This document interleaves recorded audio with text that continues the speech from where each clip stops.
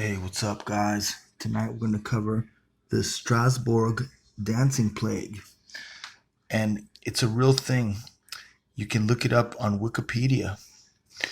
Apparently, in 1580 or 1508, I'll get my numbers straight later when the video starts. I'm going to play it for you. But before I play the video, I want to explain what's going on. Um, there was what's called the Strasbourg dancing plague. And what happened was people in a country in Europe, I forget which one, I don't know, maybe France, they uncontrollably danced. They couldn't maintain control over their own bodies. They were dancing uncontrollably, a bunch of them. And they danced till they basically dropped dead. And then the other ones who weren't dead yet simply danced around the fallen body. They just kept on dancing. And they couldn't help them. They couldn't stop them. They couldn't help them to stop. And they couldn't stop themselves. I'll let the narrator tell the story, how it ended. But the reason I'm focusing in on this video is because I'm trying to make a point and show evidence to support it that there is a way for the powers that be to influence human beings, people, to act and behave in certain ways that is contrary to their own common sense and even to their own willpower. This is a very extreme case. And I see this being done in a little bit smaller level of intensity, a lot smaller, but nevertheless similar in the whole COVID situation. You've got people freaking out for no reason, just because they have a TV and they hear about it. But it's more than that, because you can hear about something on TV, but then you look around the world you live in, people you know, and you see everything's fine. It's a beautiful sunny day. Nobody's dropping dead. Nobody's even getting sick. Maybe people know someone who supposedly came down with COVID. And maybe some of us know someone who knows somebody who knows someone that died from it. So they say. But I'll tell you, nobody's letting me look through an electron microscope, starting from the nose swab and then walk it over to the electron microscope and let me take a look and see those COVID-19 viruses, those little spiked balls, and then I'll believe it. Something's making some people sick, but it's not nearly as bad as they're making it sound. And yet the restrictions they're imposing on people does not merit the danger from this virus that's like nothing. It's like a common cold. And then really what got me thinking down these lines is the people I see lining up to take the test, like they feel fine.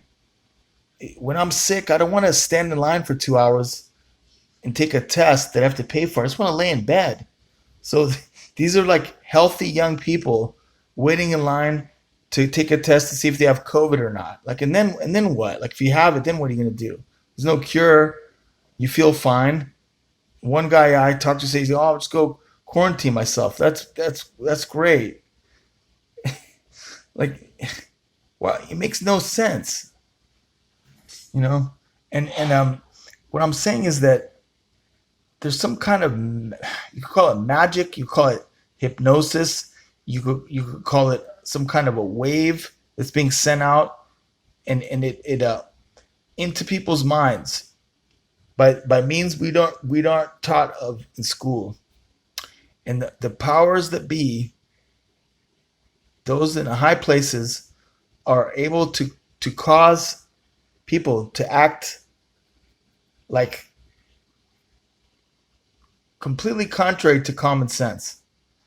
Because what I'm saying is what they're trying to push forward with the COVID is the lockdowns and the curfew and the social distancing, the wearing the masks. Everyone's freaking out, and who knows what's to come, but everyone's going along with it, and so they can get away with it. If people stop going along with it, it's like, guys, we're not playing this game. You know, you can do it if you want. Governor Cuomo and Governor Newsom and all you guys, you want to do it, go ahead. We ain't doing it. Nothing's wrong. Everything's fine. We're not playing this game. But the majority of people play along, and they get them to play along. They get them to test, and there's the numbers spike, and they can impose more and more restrictions on people. But the fact that they're able to cause people to go and get tested is is the thing that fascinates me. That's the thing that really this video is about. How do you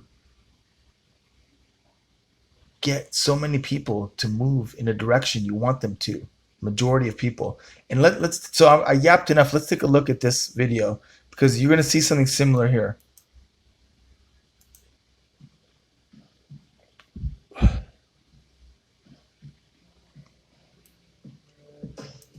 In the middle of July 1518, seemingly without reason, residents of the French town of Strasbourg began dancing compulsively in the streets, with many unable to stop even when restrained or physically exhausted.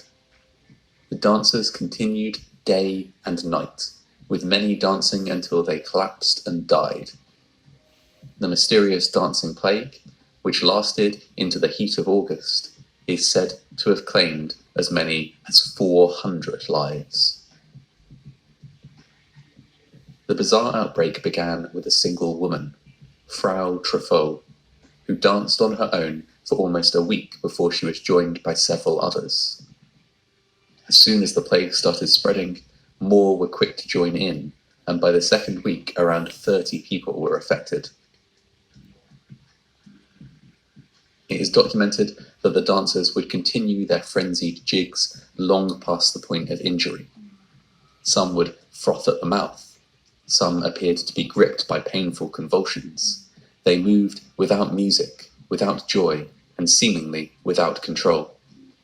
When one dancer dropped dead of exhaustion, the others would continue to dance around the body, unable even to move away. Many cried out for help from onlookers as they danced. But how to help these people? The city council were baffled by the incident and tried a number of cures.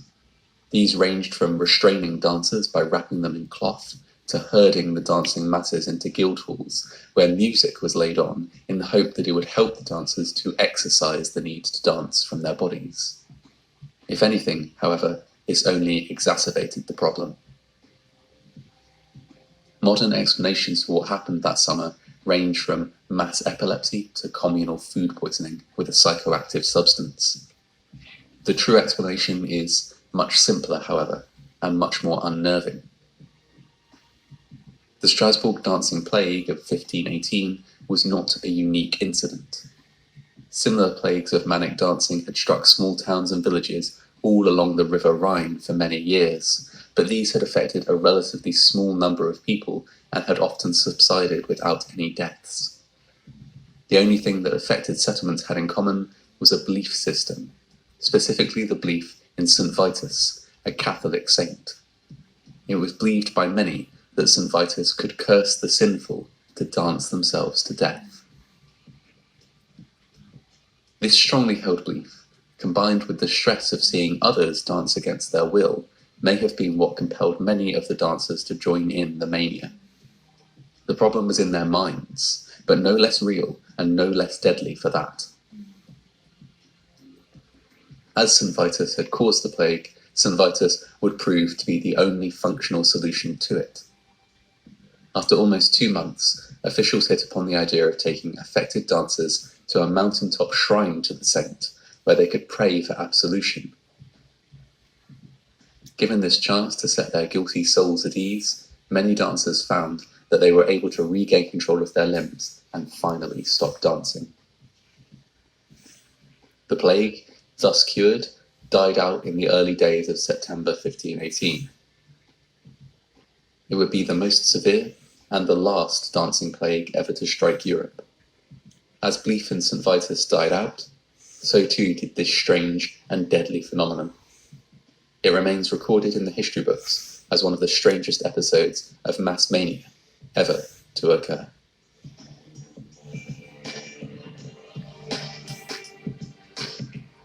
All right, well, that's that. Go back to it.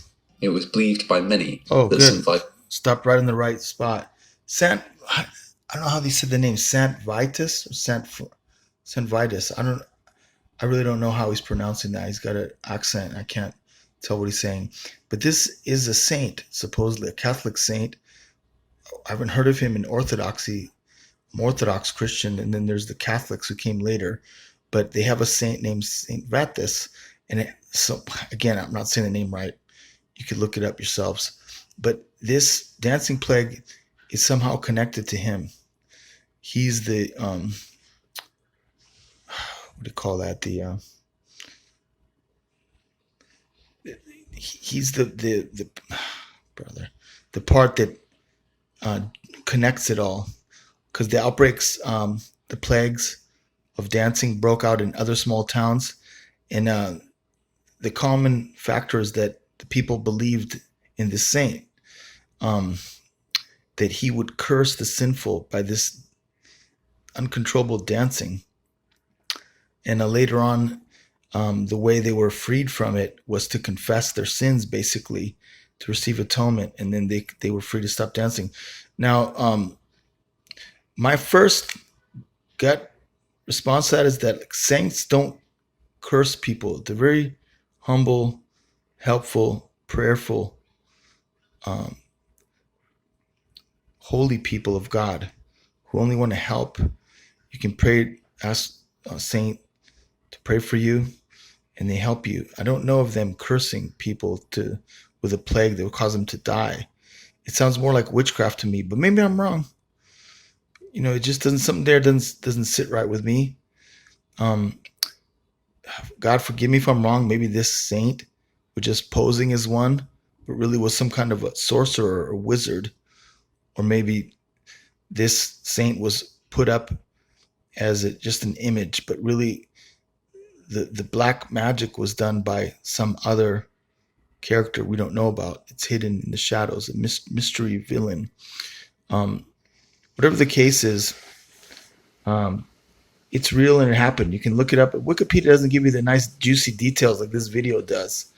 Just kind of gives you just a little, like a secular point of view on it. Just what happened. Yeah, they danced themselves to death. It doesn't give you the details. But the reason I bring up Wikipedia because it's not just a fairy tale, like a story somebody made up. It's real. So again, I relate that to what I see around me right now. They're not dancing themselves to death, but they're sure lining up for the COVID, and it defies common sense, logic, and they're doing it to the detriment of themselves. And it's like a small version of what happened back then in 1518.